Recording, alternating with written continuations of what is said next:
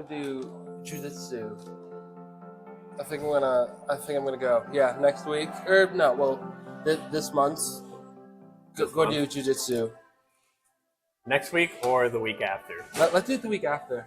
Okay, I was holding off because, like I said, I wanted to like get not back in shape, but I was like, all right, I want to do like a week or two of some actual workouts before I go back to that. Oh, yeah. And then I kind of put off that last week because Final Fantasy, and then I was like, oh crap, now I'm a week behind. Jesse's probably gonna want to do it like next week, and so I was like, I could do it next week, but yeah, I think 2 weeks would be good to kind of give you some lead up to it. Oh yeah. And some time to get your queso on and freshen up a bit.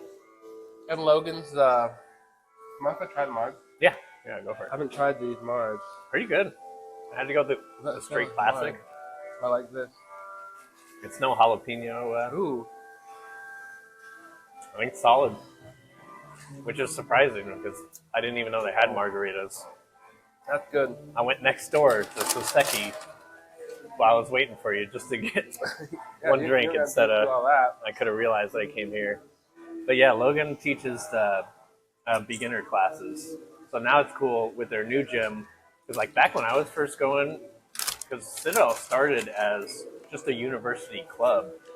So it was just like people at the university who were into jiu-jitsu, and they just would all get together at the field house. Oh, really? And just roll and stuff. Yeah, and eventually it got big enough they pulled in Matt Layton, who's the head black belt there now, like a world-class black belt. And somehow they pulled him in to kind of teach some classes and things, and it all just kind of snowballed and evolved from there. And then he met up with Jim Kelly, who's like a big guy in the Hawkeye Wrestling Club, big wrestling guy. And so they combined and started Citadel, but that was across from Menards down by, there's just a bunch of smaller buildings back there. Mm-hmm. So they kind of had like a smaller area mat and everything. So that's when I first started going. It was there for several years. And then they finally got like big enough that they had overgrown it. Like basically by the time I started going, like the mats were completely packed. Sometimes you have to like make sure you're not bumping into people or this or that. Or I'll tell you, there's like things where like the higher belts, if white belts are like, usually they're more like moving around a lot more, they're a lot more chaotic. Oh, yeah. And so sometimes like a purple belt and a brown belt will be rolling together and they're really chill and everything. And sometimes white belts will be like getting in their space. And sometimes they'll like just sort of remind you, like push you off, because it's kind of a respect thing of like, if you're below belt, then like, all right, chill out. You got to get up and move, or to give them space, because like let them, do their role and everything. And so they had way overgrown it by that time. Then they finally bought their own building, which is awesome now, because now they have the main room, and then they have like another room with mats and everything with the doors closed, and that's where the beginner classes are that Logan teaches. And they have like their own showers, locker room, and a whole upstairs area that I haven't really been in yet. Yeah, the place looks nice. I drive past it on my way to work, and I'm like, damn. Yeah, it's got a cool little spot back there. I'm excited for you to go in. Oh yeah, and Logan competes a lot too, right? Oh yeah. He was telling you he wants to get like a world's championship. Is he a brown belt now? Yeah, a brown belt now. But yeah, Logan's good. I mean, he was like one of the guys that was always had fun rolling with the first time. He's like the example I always bring up when people talk about, lightweights, they couldn't do this much. Like, dude, he weighs like 140 pounds, and like I have a lot more, athletic like wrestler strength and ability and everything. And it's like sometimes I'll like, okay, I'm gonna chill. I'm not gonna use my strength against anything, and like just let them actually work me. But him, it's like I can just put anything I want towards him, and like he's always choked me out. Like if he wants to, like 30 seconds. That's why I tell people, like, how long do you think it would take? Like, I don't know, 20 seconds, 30 seconds. I'm so excited to like experience that, like helplessness. Yeah, that's the right word. It'll be good because that's the thing that a lot of people will say for like your first goes. Like advice is like, a fresh beginner white belt is like, don't go in with too much in your head about like, oh, I'm gonna do this, or just kind of like let things flow and just sort of experience the positions you're gonna get into or they're gonna put you into, and just flow with it. But also, like, because if you push the button, well, that's like as a wrestler, sometimes I did at the beginning, especially because Jared Becker was the one that brought me, and he was like a blue belt, had been doing it forever. And so I was like, well, I know I'm not going to like win. Obviously, I'm going to get schooled, but I was like, I'm going to try to push them and shit. And it's like, as soon as you start to push on those people, they'll kind of remind you like really nicely, but like, dude, you're not like immediately lock you up in a choke and like, you have to tap.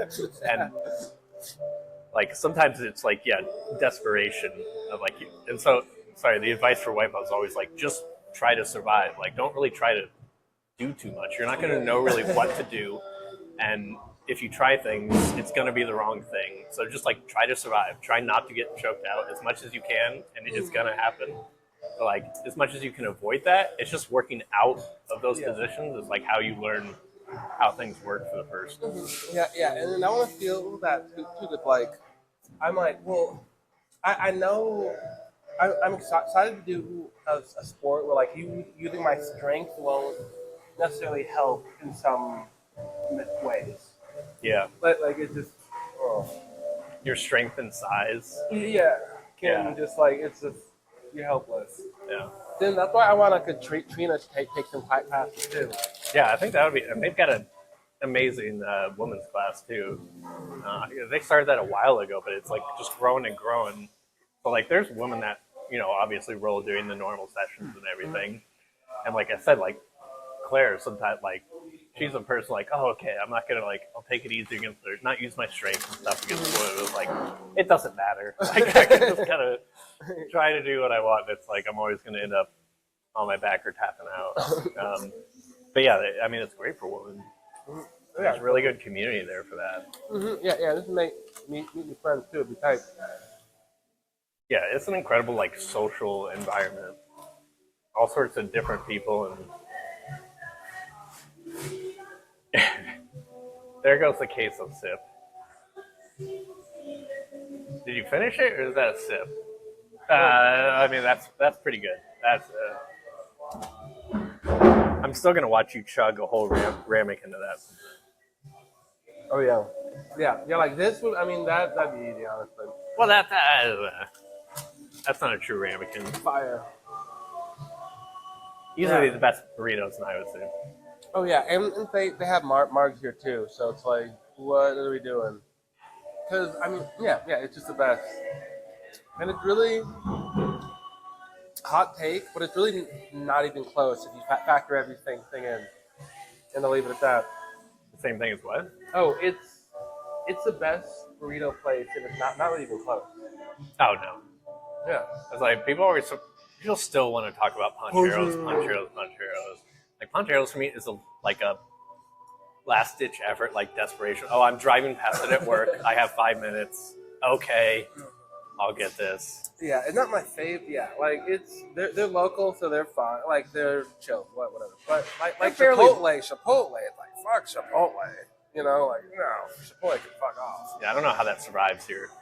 Yeah, it's gross. But Panchero, like I get it. It was started here, and I hate to shit on that legacy, but it's like you're hardly local anymore. You've moved beyond that. You're way bigger than local. Yeah, Estella is where it's at. And the biggest thing here that excited me right away is they cook the meat and everything fresh.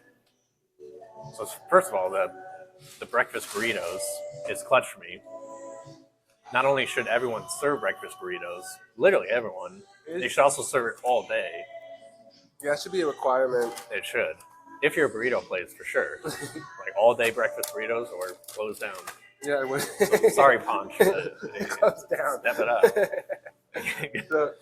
Or move out of town. Yeah. Scram. Don't be. I don't know if I want to take this home. Yeah, I'm going to take it home. I'm out. All right, you want to slide? Yeah, if you're ready. All right, cool. Yo. Yeah. Hit these.